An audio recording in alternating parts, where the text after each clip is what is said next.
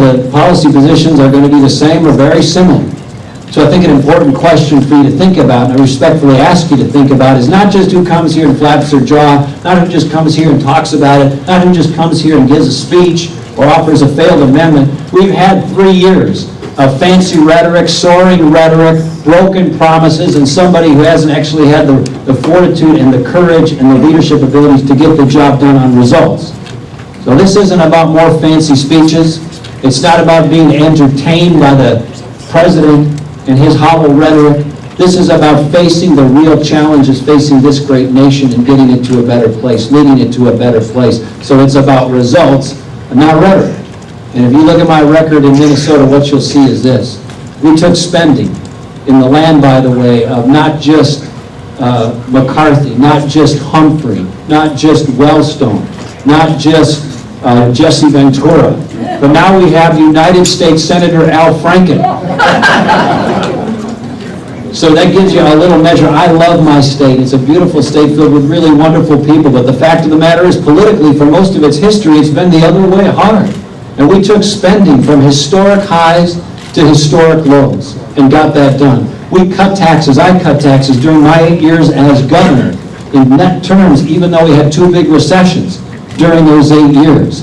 We did school reform and took on the public employees and teacher unions big time by being one of the first states in the nation to offer performance pay instead of seniority pay for teachers, and had a huge fight over that. We did public employee pension and benefit and salary reform before it was cool and popular to do it in recent months and recent years. And we went on down the list and did welfare reform and lawsuit abuse reform and Social Security issues are federal issues, but I spoke clearly on those, and then went on to take on the immigration issues. Even in Minnesota, when the call came for governors to volunteer to send their National Guard troops to the Arizona border to enforce our border, I was one of the few governors that volunteered and did that as part of Operation Jumpstart, and it worked.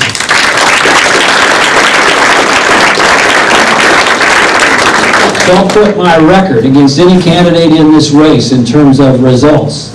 And I want to make sure that you focus on that, because that's going to be one of the big differentiators in the race. And I also want to just share with you about one other thing before we open this up. And that is, we've got a federal government that's out of control. And 49 of the 50 states have a balanced budget amendment, and it works. Every budget during my time as governor was balanced. The last budget ended at midnight last Thursday. It was the last budget period for which I was governor and responsible, and it ended with a surplus, ended in the black. And in Minnesota now, they're having a big fight about the next budget. And that one is projecting a $5 billion deficit. But you know what? That assumes a 20% increase in spending, which is ridiculous. It is outrageous. I would have never allowed that as governor, and I applaud the Republican legislature in Minnesota for standing strong and standing firm for saying we're not going to raise taxes in Minnesota. We don't have a state in Minnesota that's overtaxed. We have a state that has spent too much before I became governor. We got to get it back in balance. I share that with you because it's similar to the challenge you see in Washington, D.C. playing out right now with this debt ceiling limit issue. You got the president and Republicans negotiating, and I urge our Republicans in Washington, D.C. to stand strong. The only way you get real change in Washington, D.C. is to draw lines in the sand. And if you've noticed, most politicians are like running water downhill. They go to the point of least resistance. So it's helpful in having them do bold and courageous things to put up some points of resistance. And there is a moment here now. It's not an easy moment, but it's a dramatic and it's an important moment for our conservatives in Washington to stand tall, to stand strong, and stand courageously and say the answer to America's future is not to pile more debt on our children and our grandchildren. The answer is to get our financial house in order and to live within our means, just like families have to do, just like businesses have to do, and just what we'll expect in our personal lives.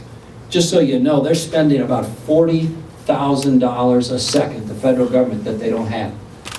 If we're here today for an hour, that's $144 million in debt that they're going to accumulate just in the hour that we're here this afternoon. They do that every hour, every day, every week, every month. It is out of control, and you have a president who looked the American people in the eye in the first months of his time in office, after he knew about the economic collapse, and he promised he would cut the deficit in half in his first term. And you know what he did? He essentially tripled it. And that's just one of his many broken promises to America. If we're going to restore America's promise, we got to have a president to keep his or her promise to America. And President Obama has duped this country. He came through Iowa and other places and made all these big promises, and he's broken or left most of them unfulfilled. And I promise you, when I become President of the United States, we will get this spending in order. We will propose a constitutional amendment and pass a constitutional amendment to balance the federal budget. We will fix the damage that's been done and repeal Obamacare in this time. We will get the economy moving back again by understanding and promoting not government growth, but private sector economic job growth, by listening to the people who actually provide the jobs. And when you listen to them about what it's going to take to grow jobs in this country and to grow the private economy, you know what they say? Get off my back.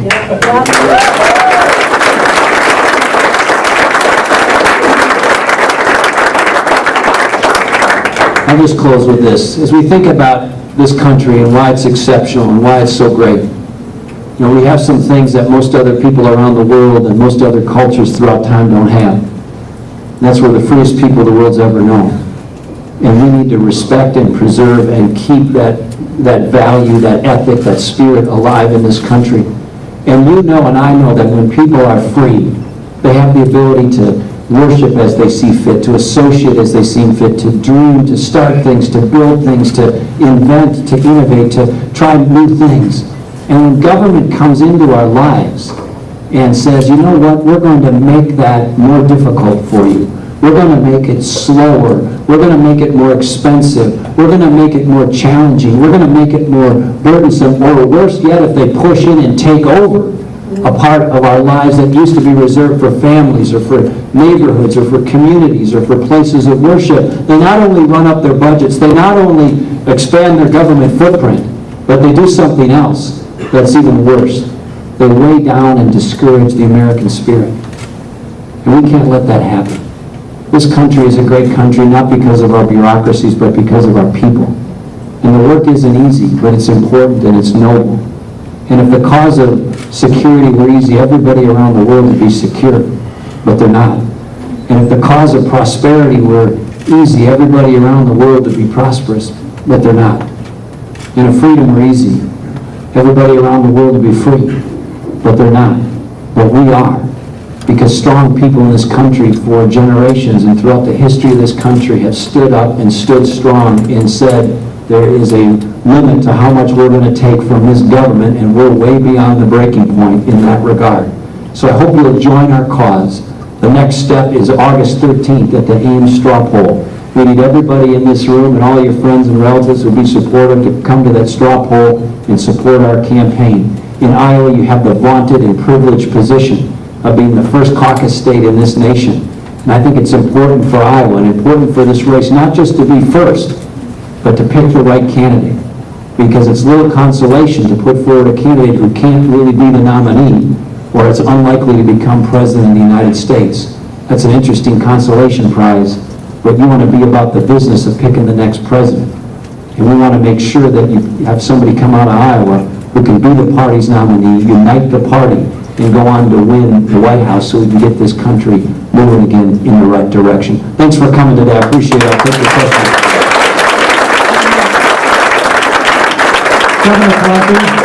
Governor Pawlenty.